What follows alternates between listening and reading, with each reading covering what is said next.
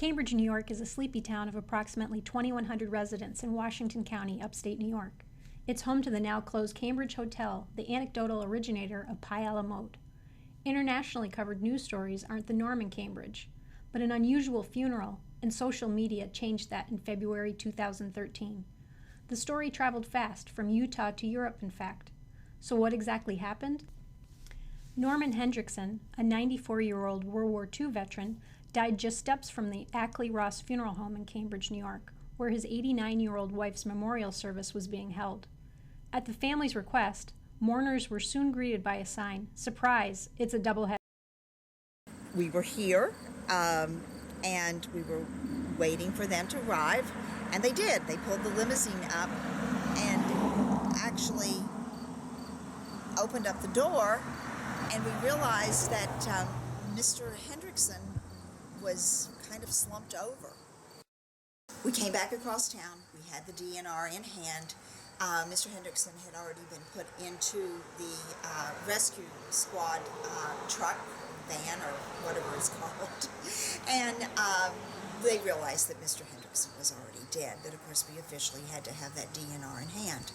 So once they got it, they said to the family, they had 2 daughters, and their husbands were here. They said, I'm sorry, your father has passed. Nichols-Ross said daughter Mary Lynn Hendrickson then requested their father's body be put into a casket and placed in the viewing room with their mother. Mrs. Hendrickson was already, with her urn, everything was already set up in this area, which is what we use, of course, for either viewing with caskets, or we set up a whole cremation service right in here too. So she was in here. The family was now starting to greet people, and we are in the back getting Mr. Hendrickson ready. Well, it didn't take much to get him ready, because he had already said the night before that what he was going to wear to her funeral, he'd said to his daughters, "This is what I want to be laid out in. This is what." And he also had prearranged already for a rental casket and then to be cremated. So as this is going on, the older daughter, Marilyn, who was an artist, came to us and said, "Do you have a piece of paper?" And we said, "Well, okay." She had gotten a piece of paper out of the register book, and she asked if we had a marker pen for it. And she writes on it, "Surprise, it's a double header."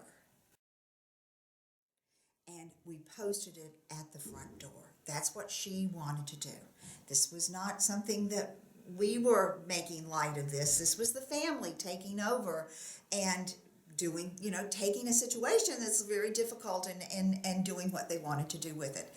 So we now have Norm laid out in here, Wynn over here, and a sign on our front door saying, "Surprise, it's a double header." People are coming in and they're looking at this sign, but they're not comprehending what they're saying. And so my ladies are saying to them, "We need you to know something. Norm died."